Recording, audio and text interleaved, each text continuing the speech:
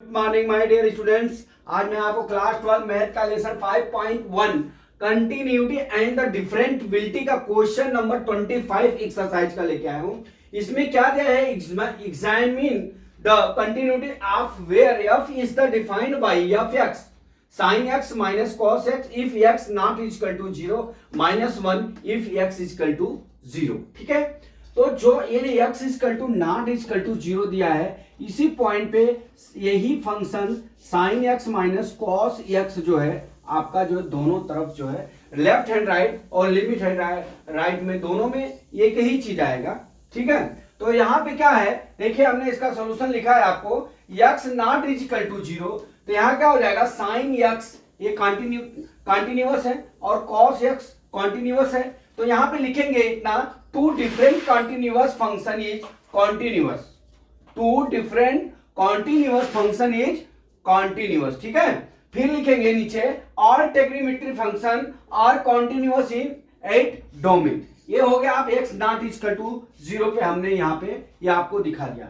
अब चलते हैं यहाँ पे जो फंक्शनल वैल्यू है F X is equal to, हम क्या निकाल लेते हैं यहाँ पे, देखिए साइन एक्स, यहाँ पे ये क्या करेंगे एट, यहाँ पे at X is equal to 0 पे, तो यहाँ पे क्या हो जाएगा साइन एक्स माइनस क्या हो जाएगा हमारा कॉस एक्स हो जाएगा।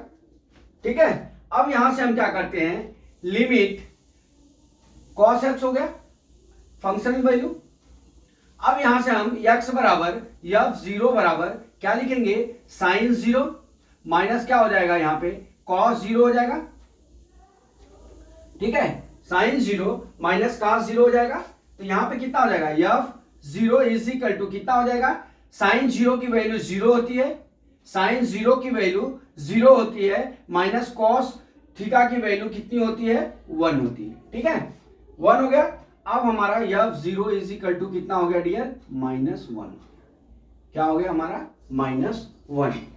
ठीक, अब यहां पे देख लीजिए जो हमारा फंक्शनल वैल्यू है यहाँ पे f x is equal to F X at x is equal to 0 को वैल्यू ज्ञात कर लीजिए। जब यहां पे x इज इक्वल टू 0 पे आपने sine x minus cos x का वैल्यू रख के इसका वैल्यू ज्ञात किया तो -1 आया।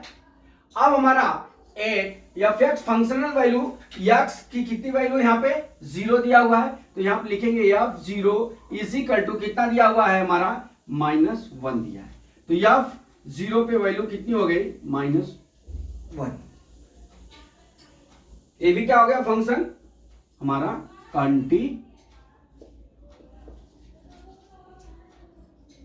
हो गया। क्या हो गया, फंक्शन कंटिन्यूअस हो गया। एफ एक्स की वैल्यू हमारी क्या हो गई -1 हो गई, इसलिए हमारा फंक्शन क्या हो गया कंटिन्यूअस हो गया। ठीक है, हमारा फंक्शन क्या हो गया, हमारा कंटिन्यूअस हो गया। तो माय डियर स्टूडेंट्स, इसमें क्या करना था, जो हमारा ये देखिए x naught is equal to 0 दिया हुआ है, तो ये मिडिल पॉइंट पे ही साइन माइनस एक्स इधर भी हो, sign X minus cos x यहाँ पे भी होगा, और sign X minus cos x left और राइट हैंड के मिडल में दिया हुआ है। ठीक है, तो हम क्या करते हैं, यहां से left hand limit right hand limit नहीं निकाल के हम एफ एक्स बराबर sign X minus cos x निकाल लेते हैं एक्स इज इक्वल टू 0 पे। ठीक है, तो हमारा F X is equal to कितना हो जाएगा, यहाँ पे F X is equal to sine X minus cos X हो जाएगा। ठीक है, हम यहाँ पे लेफ्ट हैंड लिमिट और राइट हैंड लिमिट नहीं निकालेंगे, डायरेक्ट हम वैल्यू क्या निकालेंगे, functional value sine X minus cos X at X is equal to 0 पे। ठीक है, तो ये फंक्शनल वैल्यू का जब हम sin x minus cos x का निकालेंगे,